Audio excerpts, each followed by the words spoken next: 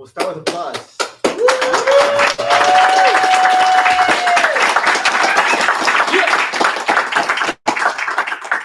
Good evening, everyone.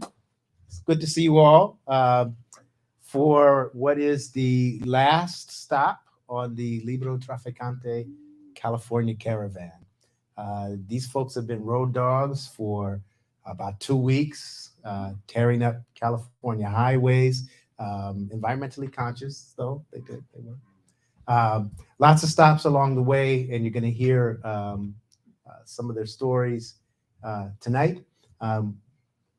As is our custom, we start with a land acknowledgement. We're going to acknowledge that we are here on the Miwok territory, right? That's the land that we are on right now. We know that the Nisenan and Wintu are in this region as well, but we are principally on Miwok territory. We know that it is because of the stewardship of the land that we are allowed to be here today. I always try to say that's not poetics. We know that the stewardship, in part, involved controlled burning, right? And there were folks a long time ago taking care of forest, other ways as well, waterways and so forth. And so we know that we are here on this land because of their care for it, and that should prompt us first and foremost to be caring for the land ourselves, the land that we are walking on. And we should acknowledge that those land acknowledgements are also pushes to think about land back and what that could look like in our own lives as well, right? We also acknowledge our ancestors, right? We acknowledge the cool water, right? The cool road, the cool heads that they allow us to walk with. And we know that we are also here because they were there. So I'm really pleased to welcome the Librotraficantes to Sacramento State University. Again, this is the last stop on their tour. They've been all over the place. We convened with them in Riverside, California this past Saturday at the Cheech Marin Culture Center. We had a fabulous time at one of the credential classes on Monday. Partied a little bit afterwards at Zocalo. And then we had a real nice live stream today with Ethnic Studies Now Sacramento leaders, and where we shared the activism and the organizing that went into bringing ethnic studies to Sac City Unified School District. But there's many other adventures that they've had in these 2 weeks. And so we're going to hear from principally Tony Diaz. And Tony is a journalist, an educator, an author.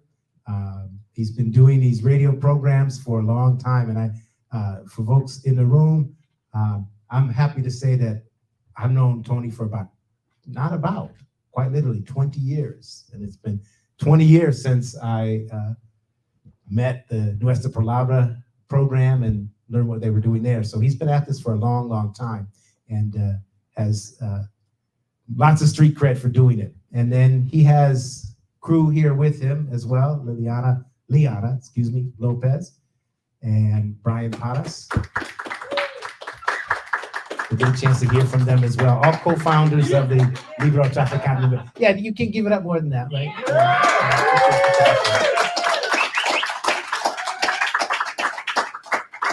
So let me take just a second and offer a few points as to why it's very important for us to acknowledge the work that they are doing, the Librotraficantes. So this is the third time in 2 weeks now, or a week and a half, that I've done this introduction. I hope it's gotten better each time. Those of you who have heard it each time. The first thing that I acknowledged and will acknowledge today is that the Librotraficante movement is part of a hundreds, plural, right? Hundreds of years tradition of abolition, right? We know that, welcome, come on up front. You can't hide back there, come on. Good to see you. We know that part of the ways in which enslaved were kept in bondage was by preventing development of print literacy, right? Laws saying you can't read, laws saying you can't teach folks to read, and even laws outlawing specific books, right? Like David Walker's Appeal, right? Like specific books, very much like today. And so we also know that some of the ways in which these folks who were enslaved found their way out of bondage was through a combination of literacy activism. Right? We know that Frederick Douglass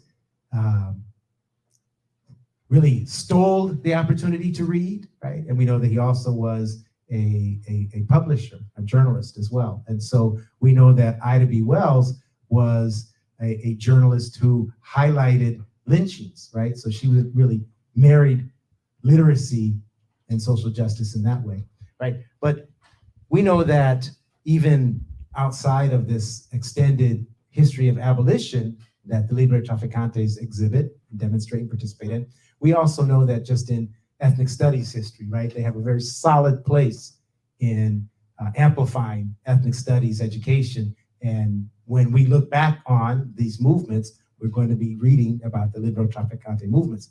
First, obviously, from their response to what was going on in Arizona 10 years ago, right? And so it's 10 years that we're celebrating today, 10 years of their work. And their work is as important as it was when things were going down in Arizona, because now we see a lot of this happening in their home state, Texas, and other places around the country. But we also know that just in terms of the book banning in general, right, a very active movement right now, I think we said a couple days ago was something like 1,600 books in Texas have been banned, right? That's in Texas, there's other places as well. And so when you see the work of these folk literally smuggling books where books were banned, right? The very books that were banned, right? They have a solid role in that tradition. And then finally, I would say the amplified and heightened era of disinformation that we're in as well. But Librotraficantes are really striking a blow directly against disinformation. One of the things that happens with disinformation first is that content is prohibited, removed, eliminated, and then other kinds of crazy stuff is put on there. Well, we see with the distribution of books, the amplifying of writers and authors, we have a very powerful activist movement in support of ethnic studies, but really in support of liberation, period. And so I want to bring up Tony Diaz to really rock the house a little bit, inspire us, and tell us what's happening with the movement.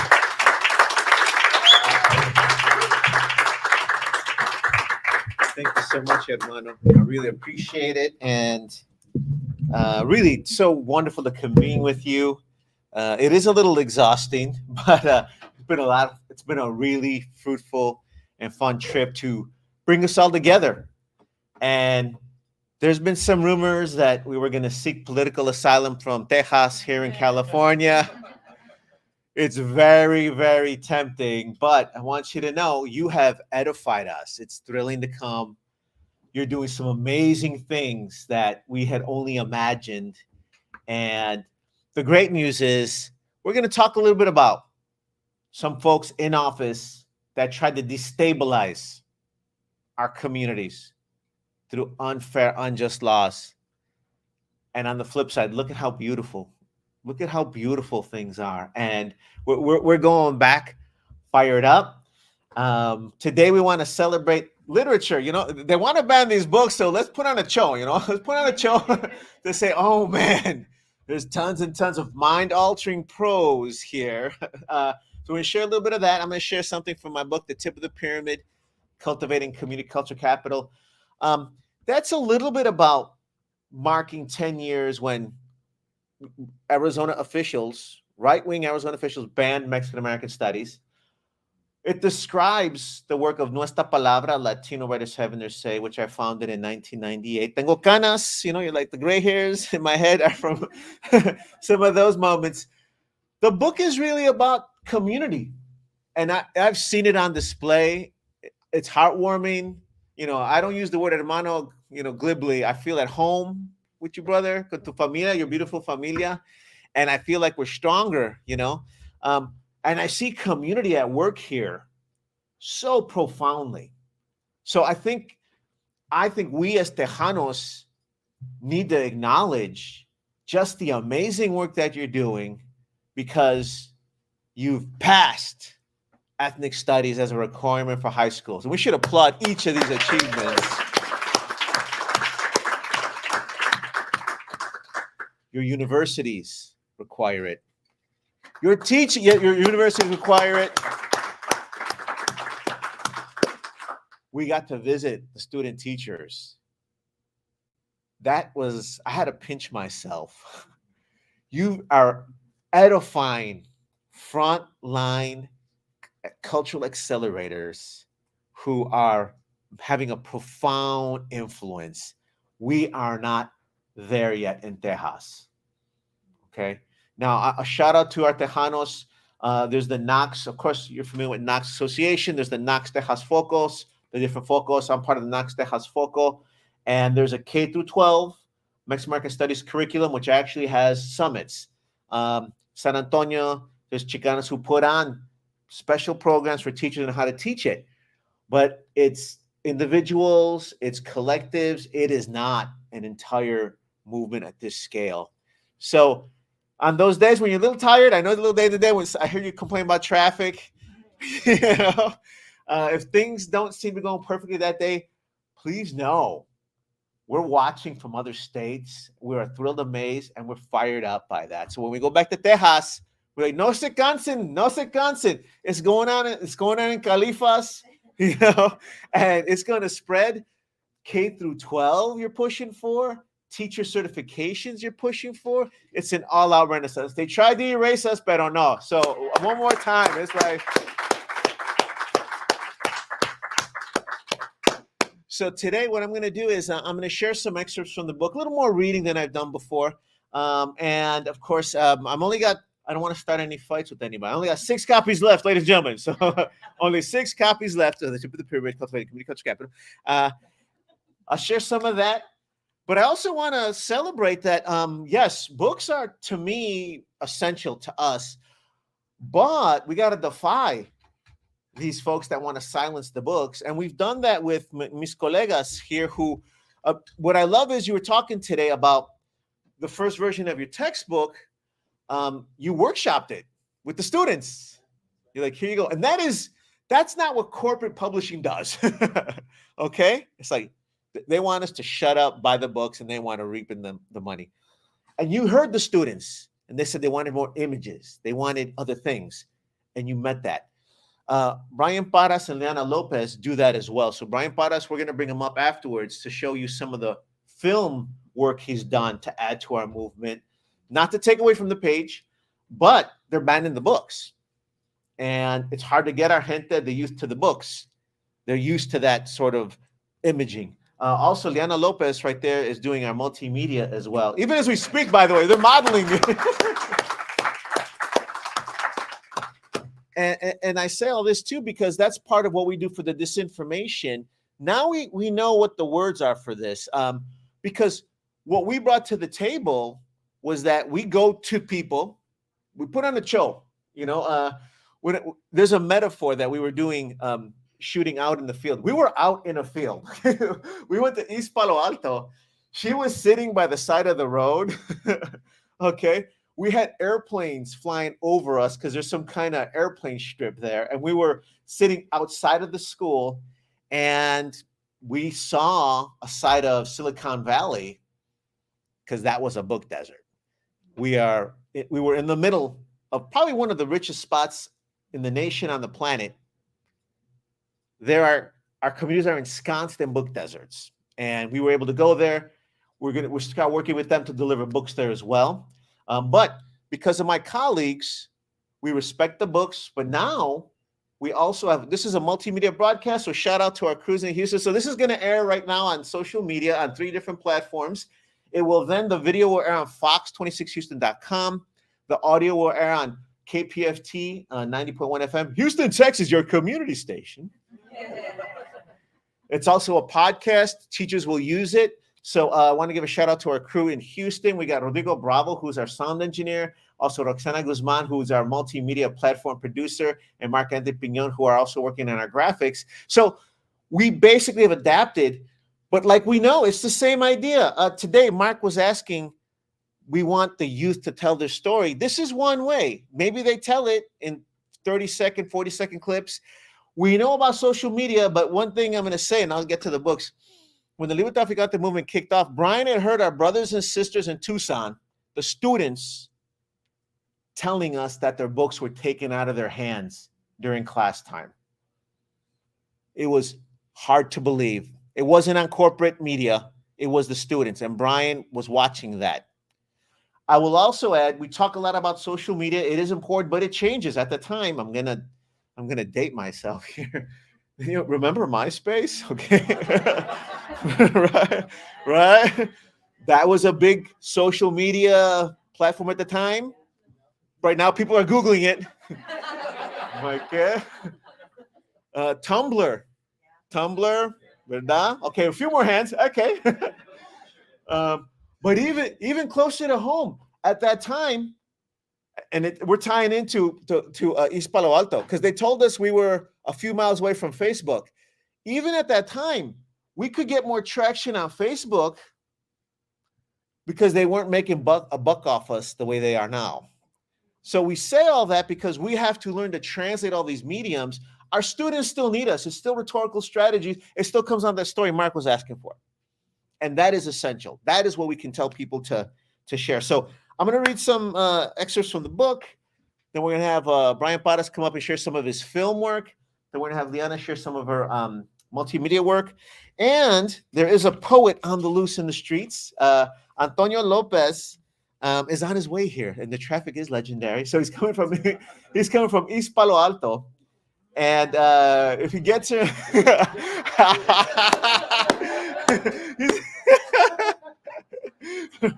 está lejitos, right?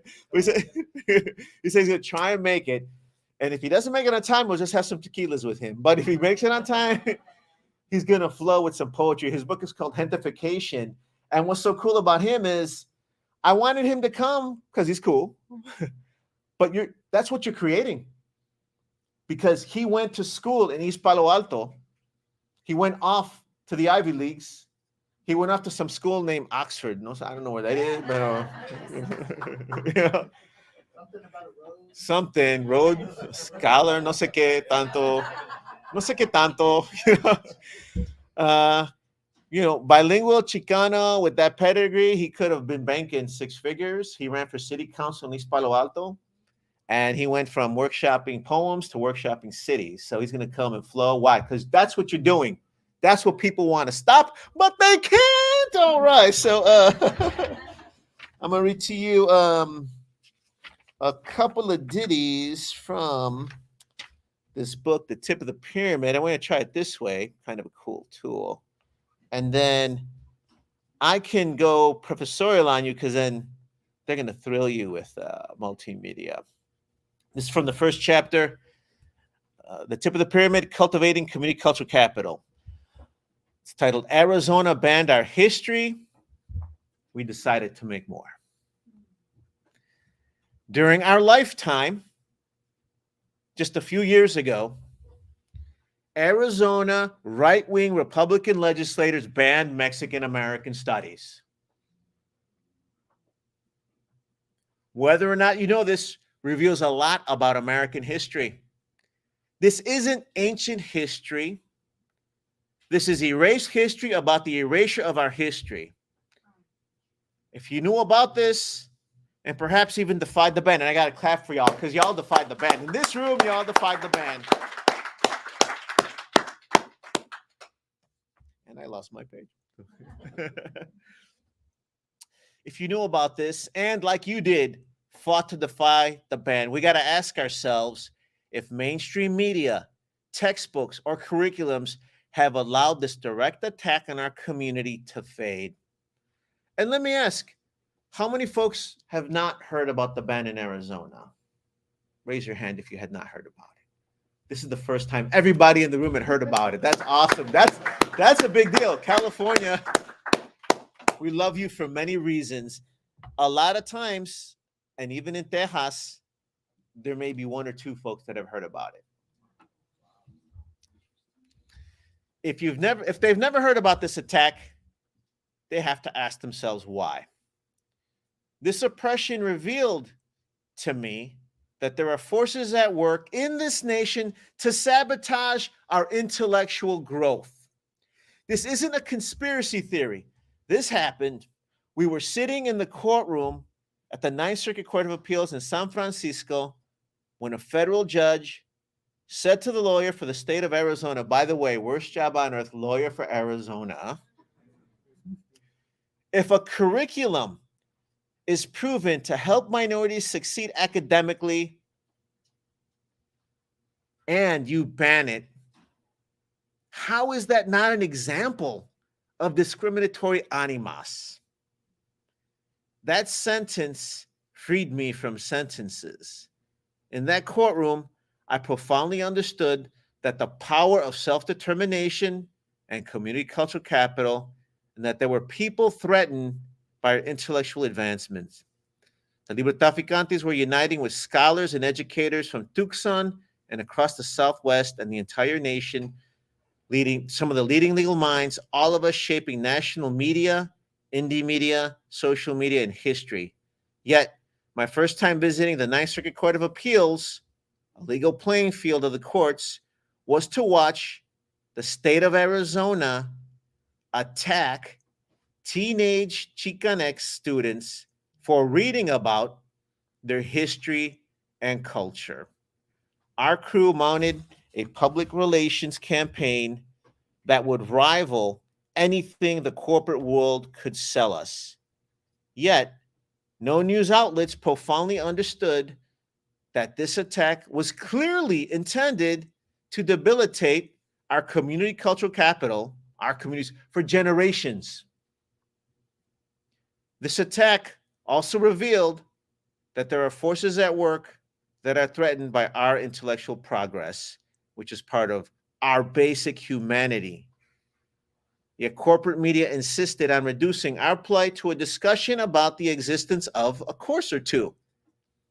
That's the system Librotraficantes had to hack to accelerate our campaign. The rest of the cultural shrapnel we'd have to sift through in the wake of our success. If we did not win, and again, when I say we, I don't mean the ego we mean the community we'd be occupied with the shrapnel forever. For that reason, at the time, the tip of the pyramid was overturning Arizona's ban of Mexican American studies.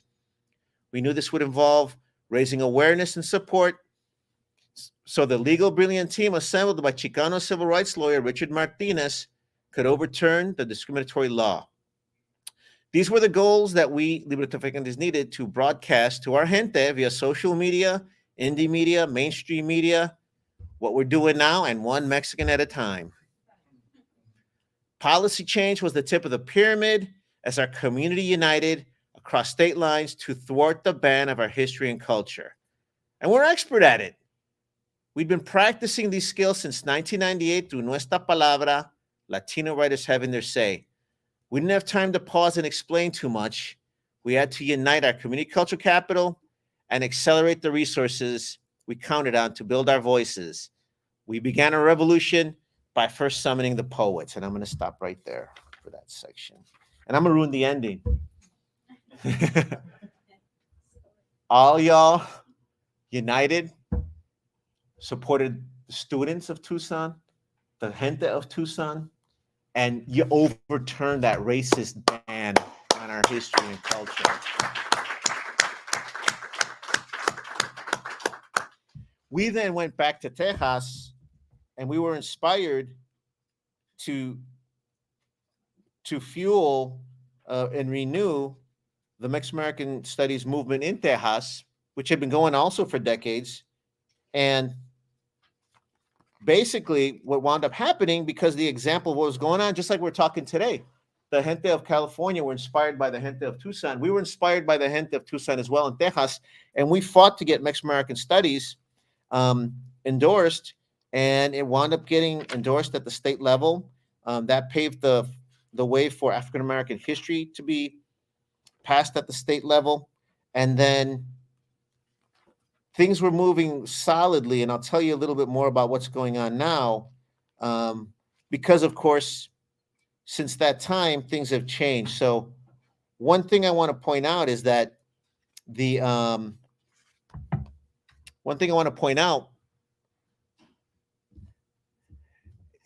book is not a traditional book, as you can tell.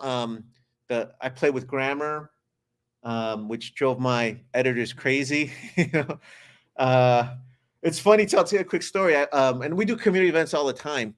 So I was at a community event, and then the señora came up to me.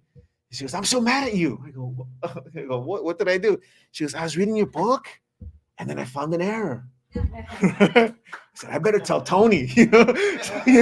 So she circled it. She goes, "I kept reading. I found another mistake." She goes, "And I'm a former English teacher." And she says, "And I got to the part where you capitalized Obama's name and you put lowercase letters for Donald Trump." And I said, "Este maldito is doing this on purpose." And even with the line editors, they're like, "So King's English, no apostrophe, no capital." I go, "There are no kings. How can there be a possessive form of a king? There are no kings. They possess nothing." So, no. But again, I play a lot with the form, and thank you. Thank you. And even the last chapter is called "This Is Not a Book Tour." So I didn't want to write a recapitulation of our version of what happened. Why? You can Google that stuff. I want to write about the pain we experienced, how we were inspired. Additionally, it ain't over. There'd be an audacity in us if we were to claim, "Hey, you know what? The bans are over." We've been studied. The folks that want to silence us have studied the movements. And they have navigated a new way. And Tejas now is at the front of that. Right-wing legislators in Texas are coming up with ways to ban 800 books at a time. I will say this, and I say it in the book, they're not going to ban Mexican American studies again because we schooled them. However, our gente has to understand, if you look at the list, there's a Texas state rep who came up with a list of 800 books to challenge. On that list, if our gente fall asleep on this, if a book had Black Lives Matter in the title, it was on the list. If a book dealt with LGBTQ issues, it was on the list. And before our people think, "Hey, we're not being attacked anymore," there were many Spanish surname, last name authors on that list, including Gloria Velázquez, who's a Chicana from Califas, who wrote Tommy Stands Alone about the LGBTQ experience, Rigoberto Gonzalez from Nueva York, who wrote Mariposa Boy. So they're coming after us as well. And one thing I want to say, at that time, when we're talking about Chicanas, Chicanos, that's just because we're being directly attacked. We've always been pluralistic, but this time around, we got to make it clear. We're standing with and for our African-American brothers and sisters, our LGBTQ brothers and sisters, our Asian-American brothers and sisters, because it's all of us. It is all of us. And again, this is not a book tour. This is to build community and keep things going. So we're hoping a year from now, we got a show con ustedes, some poets from your classroom, please. It'd be so dope to have poets from your backyard, from Chicago, Denver, all flowing, all friends, and that size of the movement going. I'm just going to read two more sections. I'm going to throw it to my colegas here. This is and again, the middle chapters are conventional essays that I wrote in the course of writing the book during the campaigns to prove that I knew grammar. Here's the proof. But also those were written in conventional mediums that can't convey everything, but I wanted them to be in there at different points. So I'm going to read a couple of those. This one's titled "Poetry Doesn't Make Money." First published on my blog at tonydiaz.net, and then at latinorebels.com, and then broadcast on our radio show, then published in our book. Why? Because we don't need anybody. When you write your stuff, just write it. We don't need anybody. We got our own audiences. We do guerrilla readings everywhere, okay? This is called Poetry Doesn't Make Money. Poetry doesn't make money. That sentence is intended to senses. Okay, take two. Told you it was the last show. You know? Thank you very much. Houston, you can edit that. All right. So poetry doesn't make money. That sentence is intended to sentence our senses to senses. Yet we hear it all the time. I aim to write about cultural capital to defy sentences like that, because here's the truth. Poetry does not create direct capital, but poetry creates a gold mine of cultural capital. And our community thrives on it. We will not be kept from it, but our community needs to profoundly understand the power of cultural capital, and they must know that others actively attempt to make us relinquish our voice. At the most basic level, teachers, parents, I know not all you, and even editors tell potential poets and writers that poetry doesn't make money, as if they are repeating a universal truth. Most folks might consider this a harmless statement. The harmless part is that it's a stereotype. The harmful part is that it's a stereotype that has gained traction and is repeated more and more often than poems are probably read. Too poor for poetry.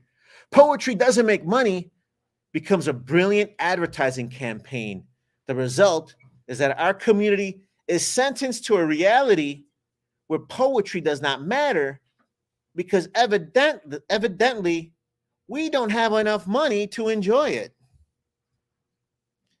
At the very least, repeating poetry does not make money might persuade a young person to not read poetry, a college student to reject his or her dream of choosing to major in literature or humanities, or an editor to not publish a collection of poems.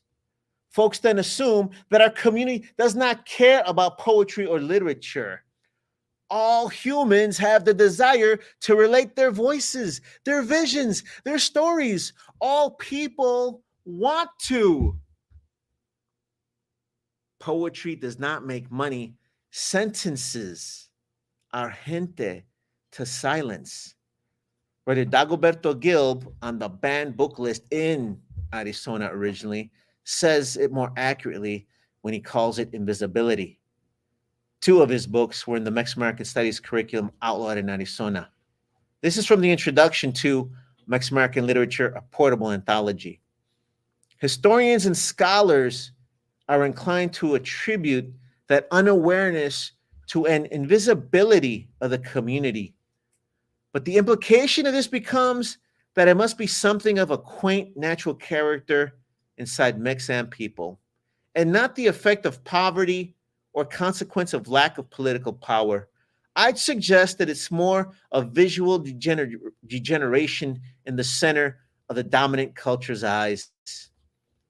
Mind-altering prose is what Gloria Anzaldúa calls facultad, that transforms us and inspires us to pierce through this manufactured invisibility.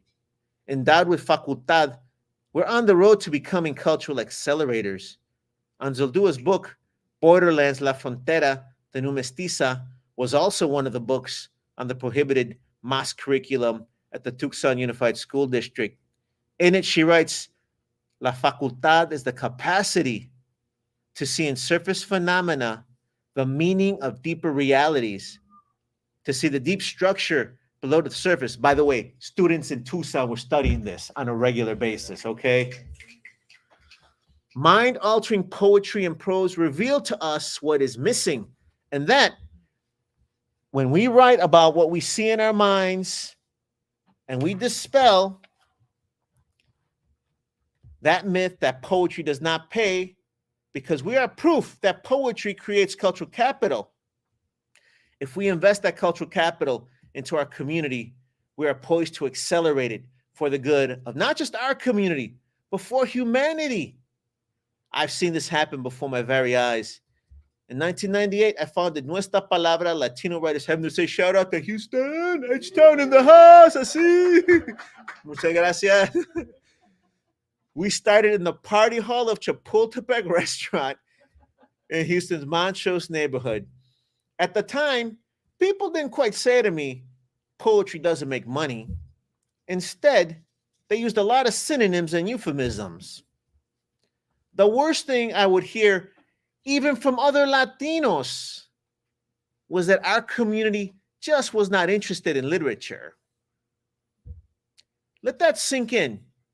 Our own community deeply believed we did not possess the basic humanity to want to tell our story. This is profound damage. I'd simply tell them they were welcome not to attend, but that this train was moving, and I kept looking for other cultural accelerators who were ready to unleash Aztec muses. From the outside world, I would hear that there were not enough Hispanic writers in Houston to sustain a series. I just become the first Chicano to earn a Master of Fine Arts in Creative Writing from the University of Houston.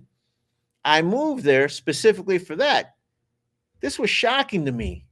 I always wondered why Houston had to import Mexican Americans from Chicago when it was occupied Mexico and had plenty of its own Mexicans. Examining cultural capital peels the structural issues that explain this. MFA students are taught to flee to New York to starve as soon as they graduate and try to get an obscure novel published by a small New York press. I looked into that and ascertained that New York City already had enough writers, actors, and hitmen. Instead, I decided to invest my educational capital into Houston's cultural capital. In graduate school, you're not supposed to leave the ivory tower unless it's for a reading of your novel in progress. I adhere to other habits. My instincts have always been to stay connected to my community. At first, I thought that meant only my family. However, I realized as early as high school that if I was going to navigate the halls of education, I was going to need my community's support. For that reason, I continued to make history during graduate school. I was the first to teach creative writing courses at places like the Chicano Family Center and Talento Bilingüe de Houston. I also helped organize press conferences for Central Americans seeking and being denied political asylum. For that reason, I knew that there were not just a need to share voices, but a deep pull of talent. Sitting in those workshops, I was thrilled to hear people who resembled us tell their stories like you're doing in the classrooms, on their terms for the first time. Everyone should experience an edifying moment like that, and it's thrilling to be part of it. I wanted to give more people a stage for that, and Houston wanted to be that stage. So when folks told me there were not enough Latino writers in Houston to sustain a reading, I'd tell them that they were wrong, because I knew that if we ran out of writers, I'd just create more. And I could convene with founding members of Nuestra Palabra like Russell Contreras, Álvaro Sarrios, Carolina Moncevalles, and others like them who shared their time, energy, and genius with our cause, and who have gone on to publish nationwide, earn advanced degrees, and inspire the next generations of writers, and on and on and on.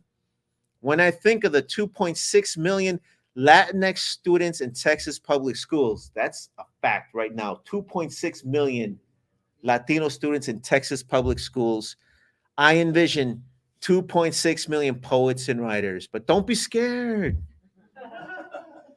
Even when they're all freed into cultural capital, the number of poets and writers will probably stay the same percentage-wise, but they'll have an army of readers who become doctors, lawyers, professors, accountants, politicians, board members, and on and on and on and on.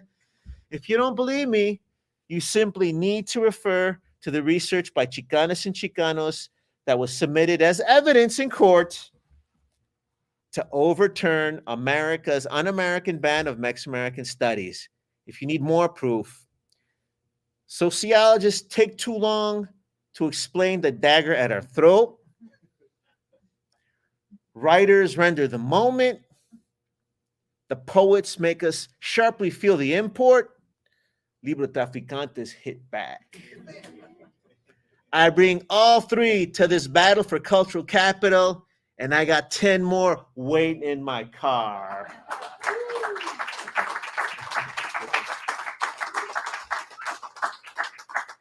You're a really good audience. So I'm going to do one more short essay, and then we're going to have Bryan come up here and thrill you with the films he's created. And I just wanted to share one more voice. But again, I'm also going a little longer so Antonio can get past traffic. I know he's got a ticket already. we're, we're gonna have to pass the hat around for that. I want to share one more voice. But when you see Antonio, who's my tocayo, I want you to see him because that's what you're creating. Likewise, for me, it was that cool teacher in school that's like, yo, Diaz, why are you writing these whack stories about, not about your background? Be like, what, mister? You mean I can write about my background? Yeah. Here's a book by Billy Thomas, right? So here's a different voice. It's called Mind Altering Prose. Somos Librotraficantes. Protect the cultural capital, live on the dividends, banking on your interest as my hashtag trends. How do I make my coin? I coined the phrase, somos librotraficantes. I grew up on the south side of Chicago. With my broad shoulders and broader imagination, I could have dedicated my life to busting skulls or opening minds. Lucky for you, I want to do time behind books. It's ironic because my folks told me that going to school would keep me out of trouble.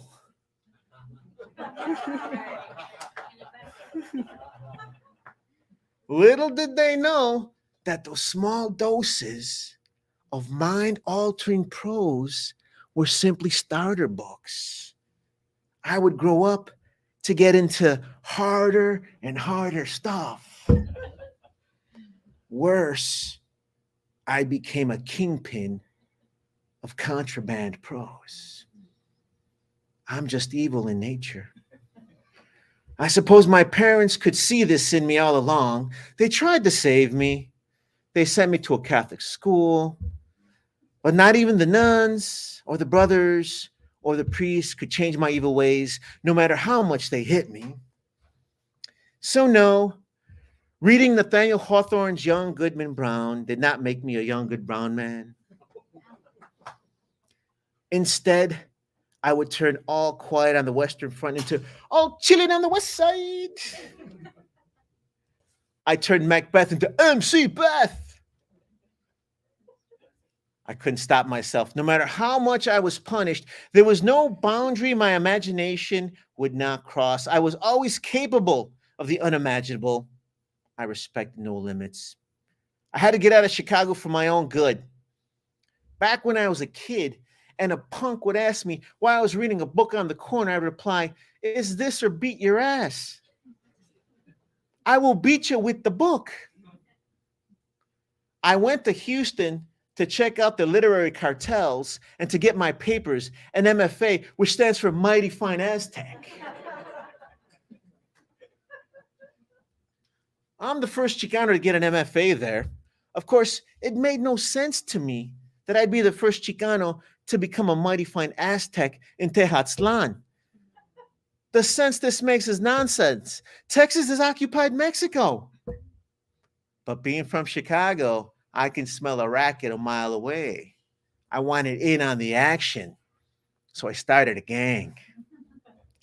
In 1998, I started our outfit, NP. Our alias for the outside world was Nuestra Palabra, Latino writers having their say. We were running the streets from day one. We had a crew of 200, capturing imaginations, stealing hearts, and breaking literary rules right and left. By 2002, we were out of control, going from monthly mitotes to larger and larger and larger joints. We put out mega events, drawing 30,000 people to the George R. Brown Convention Center, attracting celebrity authors like George Lopez, Jorge Ramos, in limousines at our disposals. All the big dogs saw was money flying around. They saw capital being made in the sales. That's no big deal. You can sell anything. What I saw was our cultural capital building and building and building. All the other players could fight for their cuts of the capital. I knew we were monopolizing the real power. We were cultivating our community's cultural capital right under everybody's noses. And the outside world barely understood it. That meant we could just keep keep cranking out more and more mighty fine Aztecs on our terms, our way, we would become cultural accelerators. But that wasn't enough. I needed more and more and more. There, under the street lights in the alley of the convention center, running our hands over the literary gold we were trucking across state lines that our people were consuming in massive doses on the streets of Houston, I knew what we looked like. And instead of being ashamed, it made me more flagrant. Someone asked me, Vato, if the police roll up on us and ask us what we're doing here so late in the dark behind the alley, what do we say? This time I said, we tell them, somos librotraficantes. And we became bigger and bigger and more flagrant. We took over the airwaves, broadcasting MP at 100,000 watts on 90.1 FM. We took over social media while I was just coming of age. We were on TV and conventional media. Our addiction to cultural capital knew no bounds.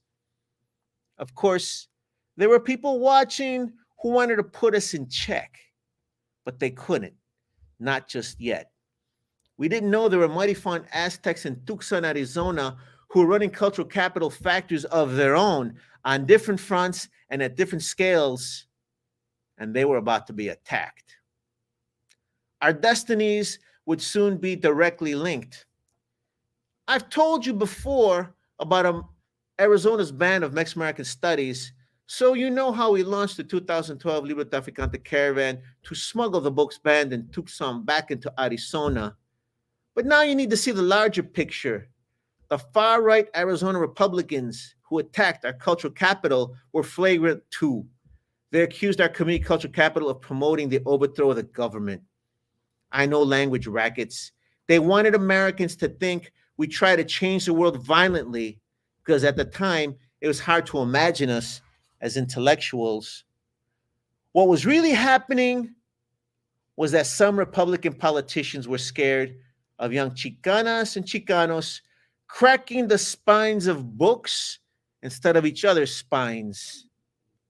The far right knows how to handle and control gangbangers, but not cultural accelerators. This ain't a mystery novel, so I'm going to ruin the ending. Mexican Americans have directly experienced the power of cultural capital through two potent examples. In 2017, the Chicano community overturned the banning of Mexican American studies in Arizona.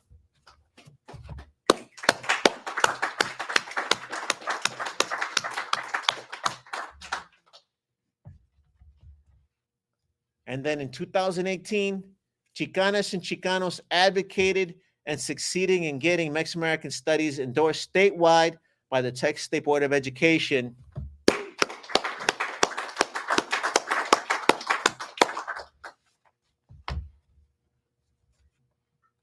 So now I'm on a bigger racket.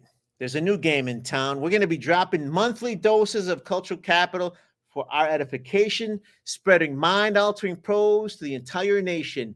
Been to Arizona, guess now I'm a litigator. Gonna run for office, guess I'll be a legislator. How do I make my coin? I coined the phrase, somos librotraficantes! Thank you. Thank you very much. Thank you very much. You are a great audience. Oh, man, thank you very much. And this is actually the first time I've read this much from the book, so thank you for being a really great audience and for getting it.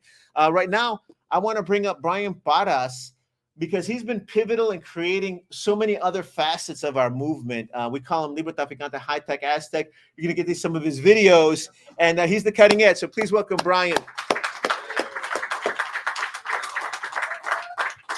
All right.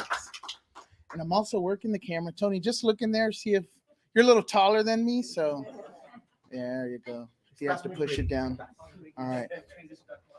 And I'm going to switch over to the PC.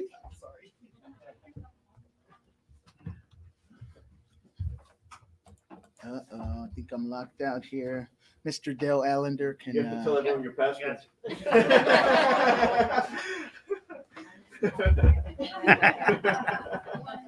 Two-step verification. forgot my login. No, while he's doing that, thank you, Tony. There you go. And oh yeah, camera and the mic. My bad. I break my own rules too. Ooh. I guess it's okay. I feel blocked with this thing here, but yeah, my name's Bryan Parras, and I actually met Tony Diaz after coming back from college. I went to private school, so ethnic studies was something that was never in front of me, never an option until I went to college. But I had such traumatic like high school experience. I didn't want to do anything or be involved with anyone, so I just kind of went to my classes and did my own thing. And I get back in 99 and my mom tells me about Tony Diaz. Oh, you got to come see Tony Diaz. Nuestra Palabra. It's this great reading series. And they're at TBH. So I grew up on the east end of Houston, Texas, which is, I'm finding out, like a lot of other east side parts of towns all over California. East Los, East Palo Alto.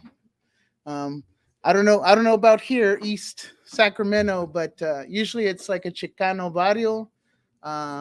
There's a lot of environmental issues and industrial, rail yards, chemical plants, storage tanks, pipelines, big 18-wheelers, you name it. And so I went to one of the readings and I meet Tony. He was very dynamic, just like he was right now. And he put a call out, He asked for volunteers.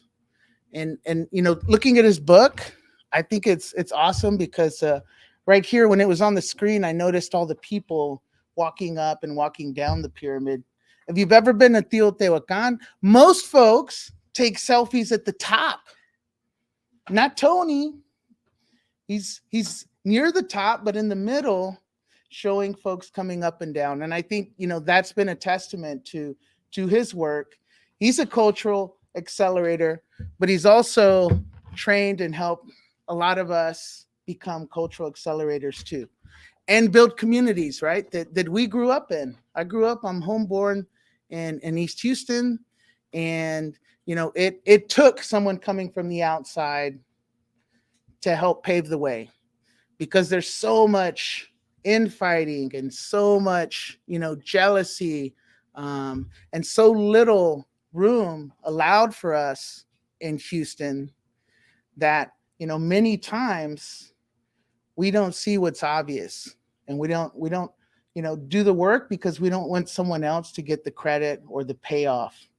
And for whatever reason, like Tony cracked that, he hacked that in Houston, and it happened with literature, and it happened with literature about us. And so I'm kind of happy I didn't take ethnic studies in college, because it might have ruined it for me, actually.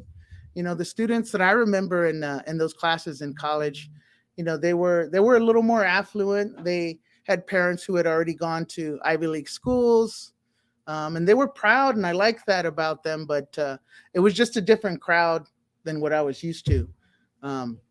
So Tony brought me back, and it was at a time when the internet was just beginning, and I fell deeply into that world. I was studying psychology and philosophy, but towards the end, I realized that communications was something that interested me, and I started to take classes in communications. But I graduated nonetheless with my degree in liberal arts, and said, I don't want to spend more money. I still owe tens of thousands of dollars in college loans, and I wanted to finish in 4. That was important for me and for my mom. So I stopped, and I taught for 2 years. And it helped me understand that there are a lot of problems with our youth, right? And it's not just the books. I began to see other problems, food access, language access, all sorts of mental health issues, and it bothered me, and it was really difficult. I was teaching at a charter school right at the beginning of the charter school movement. I was not trained to be a teacher, and it was really scary because these were like legal obligations, and I knew I was at schools that were cutting corners, maybe even doing things that were illegal, and it was hurting the kids ultimately.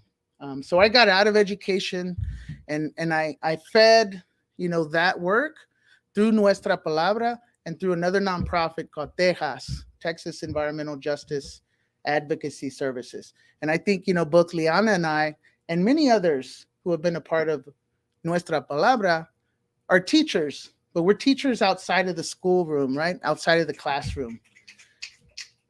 And it didn't make sense until I went to Tucson and I heard Sean Arce talk about barrio pedagogy, to recognize what I was doing with my dad, toxic tours, driving around the barrio, looking at industry, warehouses, and figuring out what is this facility? What does it do?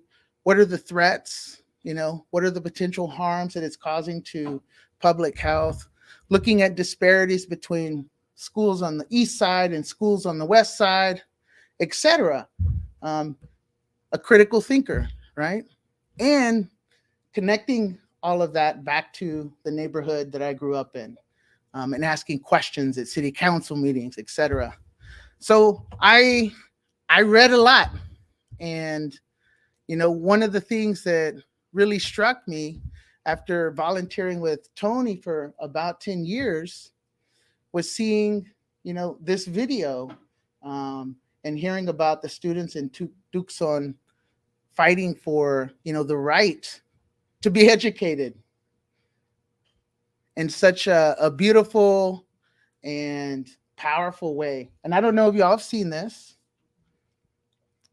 Let me see a show of hands. So not everyone has seen this. So I'll play a little bit of it, because this is exactly what I started to do with Tony. I picked up a camera, and I realized that we talked about a lot of things on our radio show, but it still didn't make sense to people.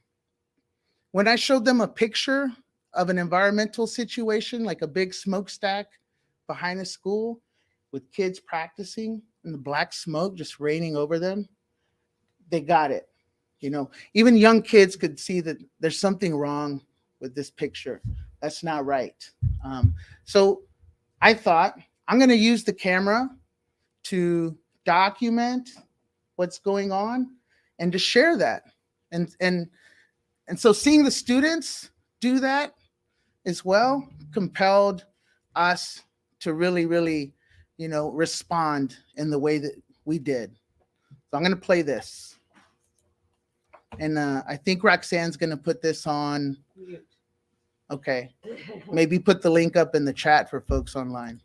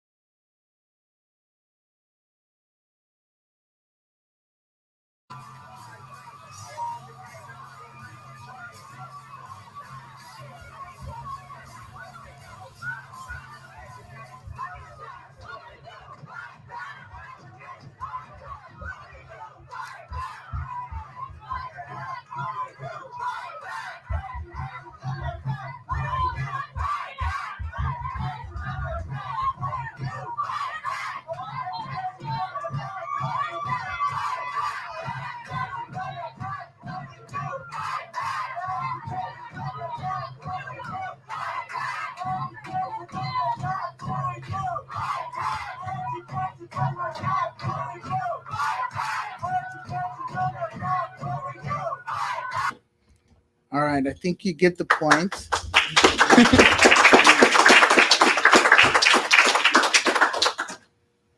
It's if that doesn't like choke you up, then oof. So that made me really angry. And it also it said a lot, right? It's not just the books. It's like, who does the officer grab? How does he grab them? And you know, there's so much in this short video, and that was it. That was enough for me just to share with Tony and with Liana. And I quickly, you know, texted them and I said, "Have you seen this fucking shit happening in Arizona?" It's like, we gotta fucking take the Librotraficantes and smuggle the banned books over there. And Tony right away, "That's brilliant!" And I knew that it would happen then, because you know, if there's one thing about like a community, it's like not one person can do it all. It's a lot of work. And Liana and I hate being in front of the camera. We prefer to be behind the camera. And you need someone, you know, to lead a movement in a dynamic way, you know, and this has been his, you know, passion for 10, 15 years. Liana and I, you know, we write, but our big contribution really has been to help document and support folks that are doing, you know, like full on writing, poetry, etc. All the different types of work that we've been promoting, and in that way, like we've been finding our own voice too.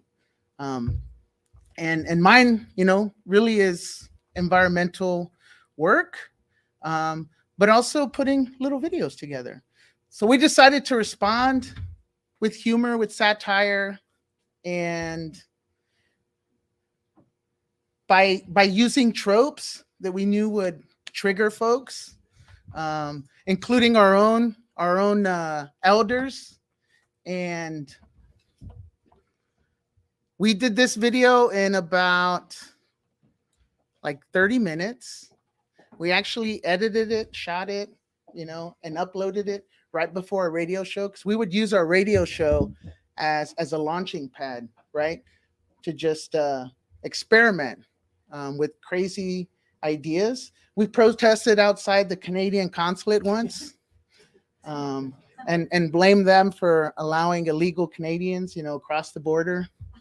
When we had issues with the Minutemen, we called ourselves the Mexican Minutemen. And there's a video on that too that we did. But this one was specific to the situation in Tucson, and I'm gonna share this with y'all here. My name's Tony. You might have heard that Arizona had the audacity to ban Latino studies. Well, I'm here to introduce a few new words into the lexicon of Arizona, courtesy of the Protesters Handbook, written right here in Houston, Texas. First phrase, Librotraficante. Me and my fellow Librotraficantes will be smuggling contraband books back into Arizona this spring break, March 2012. If you want to get involved, visit the website, Librotraficante.com. Second phrase, wet book. These are books that we smuggle illegally across the border to be used in underground classes where we will conduct Latino literary studies. It's a lethal dose of Dagoberto Gil coming at you, Arizona. Third phrase, dime book. These are paperbacks. They used to be worth only $10, but are now invaluable thanks to your fascist laws, Arizona.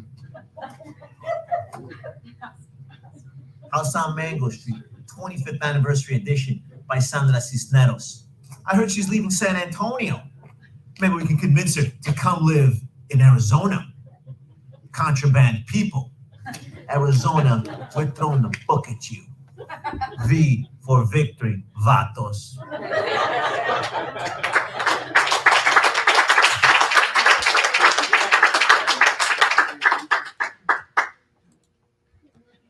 All right.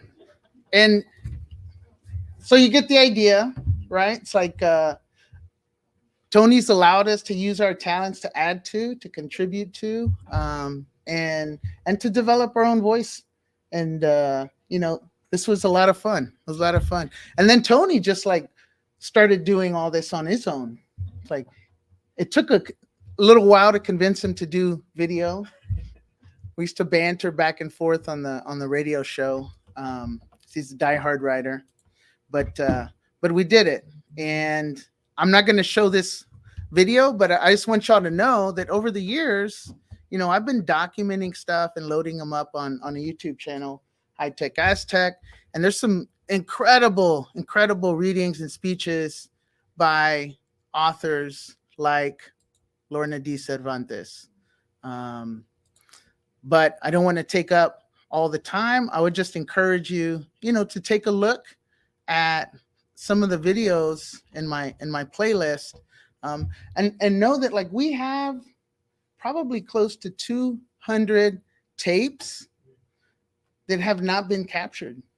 They're SD tapes. They're older media formats that require older equipment, older software.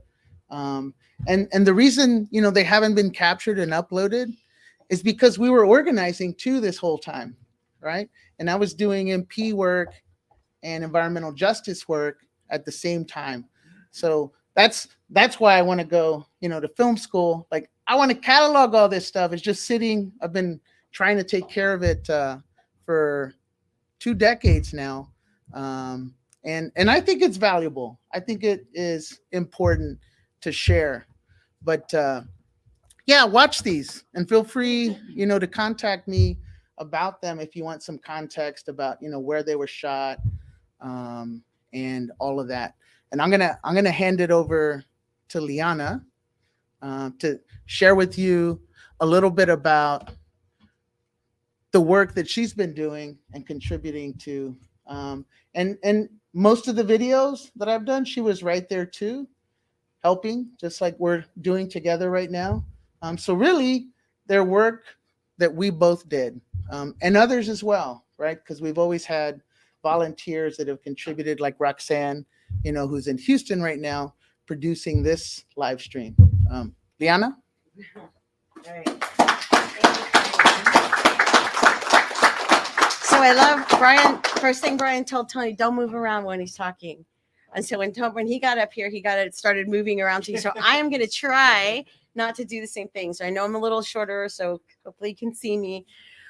But really, my piece on this, and we've gone a little over. I'm just going to say, so my work is really multimedia work. So I do a lot of video, but I do more photography. I do a lot of social media GIFs, short videos. I have ADD, so it works in my favor. So I do very short videos of things. So for me, the multimedia side, the live broadcasting, I co-hosted the show and produced the radio show that we had for 15 years, Nuestra Palabra, when it was just an FM radio station. Now that Tony has 2 shows. He also has a broadcast live on Fox, which is what we're using today to stream live to everyone. We're using StreamYard. And so there are all kinds of other digital things in the background that I used to do. I am a writer. So I have that. I was a journalist for quite some time, doing a lot of work along the environmental justice theme, but along the Gulf Coast. And it's so toxic. Like even now, I cannot separate myself from the people that are getting hurt. They become my friends. So I started right as Katrina came, and I saw a lot of terrible things, and I could not be a journalist anymore. So and God bless people that can do that. I am not, just not. But I can cheerlead for school. I worked at Rice University for a little while at their business school doing social media work, and did their social media for quite some time. And then, I've just done more contractual work. I've had some other things that's happened, in my family life. And so I, all this time, I was like, I'm helping all these folks on the front line of, fence line communities. And then I found out, yeah, I am one of those folks. So in the last 10 years, I've dealt with cancer back to back in my family, and we're getting through that. And I'm back at this, doing more video work again and doing more audio work. And yeah, so you'll be seeing more stuff from me soon. I'm going to show you my website, but yeah, I think I am much more comfortable if I'm in front of folks. I don't mind if it's not filmed, so I can't go back later and say, oh, I shouldn't have done that. Oh, I shouldn't have done that. And audio, I love radio. Radio is a lot of fun because you really don't see the folks that you're talking to, so that makes it fun for me because I don't get as nervous. But yeah, so I'm going to put my website up, and I want to thank everyone for coming out tonight. Which video? No. All right, thank you. Tony, you want to come up? You gonna put up your website? Yes. Thank you, Lilo. Thank you very much. And I do want to just thank them both again, because I think as artistic movements, there's all these different facets. And for example, she's taken some award-winning photographs. She's gotten individual grants for her photography of Nicaragua. And some of the shots she's taken of our movement are very powerful. And in one instant, they send a message. I bring it up too, because as educators, there definitely a lot of material you can use in the classroom. I guess I'll bring it back around to some of the bridges we're building, and then maybe we can take some questions and hang out. But I do want to give a shout out to some of the work that we've been doing together right now. So even today, we visited a high school with your proteges, which is fantastic. But those students want to tell their stories. And, one of them volunteered to work with us. So they're going to be working through social media for her community hours, And what's awesome is that back in the day, we couldn't do that. Right now, we got Gente in Houston working with us. So she's going to be part of all that and get those voices on board. So we'll be working with that. In San Jose, we stopped at the center that does direct counseling for youth. They can and what's great about that, in Texas, there's a lot of paperwork, infrastructure, and our gente are still getting over the Trump era where they don't want to fill out forms. If they have to put their name on something, that's a disqualification. Here, those folks can just walk in, but they want us now to help them get books for that center. East Palo Alto will be donating books there as well. We went to the Pico Youth and Family Center where we got to hang out with a lot of folks. We're talking about the Chito folks as well. And Ryan knew a lot of those folks. Had a great event there. We're going to start building bridges. We ran into some folks from the Association of Raza Educators from Los Angeles. Luis Garcia, who we had that great event at the Cheech. I want to give a shout out. One, thanks for taking all of us to the Cheech. You curated an awesome Chica Next panel of visual artists. But again, you've got a resource that we do not have in Texas. We'd love a Latino museum, let alone a Chicano museum, which was powerful. You've got that resource for educators. You've got educators here that are familiar with the work, visual artists. And then again, you mentioned earlier today that, and Mark mentioned that you want to tell students stories. This is a very powerful way. And it doesn't undermine the books. It's a gateway to the books. And the more we have of this, you can use this in your classroom now. You tell us how it works. We share it with people in Houston. But we want this young writer who's going to join us to be taking these shots. And again, Liana will take photos that have a huge impact. Newspapers will reprint them. Why? That image goes a long way. Bryan's videos, you saw the Librotraficante video. I'm going to segue to Q&A with this. I learned from them.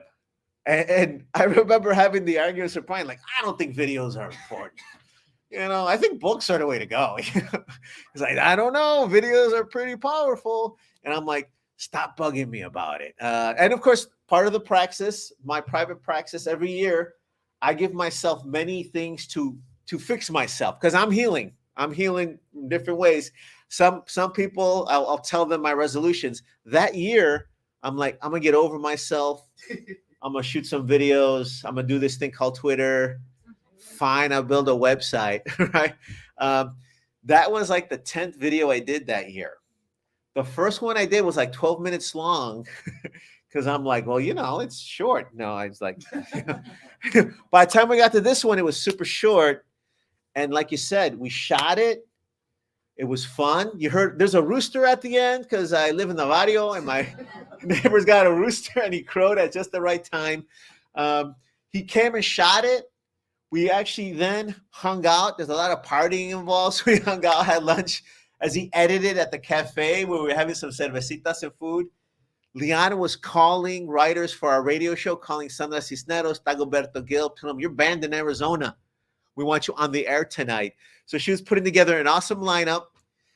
That night, I built the website. We uploaded that, announced that on the radio show, had the awesome lineup. Sandra Cisneros is like, you're stopping in San Antonio. I'm donating money for that. And we just started catapulting. So that was a lot of fun. I cannot wait to see what we're going to do together. So I'm going to pause there. Maybe we do a little Q&A. Oh, wait, so I'm sorry. Lilo, close us out and take it away for Favorcito. Excellent. Thank you. So what we're going to do is we're going to end the multi-platform broadcast. So let's do applause for the rest of the multimedia universe.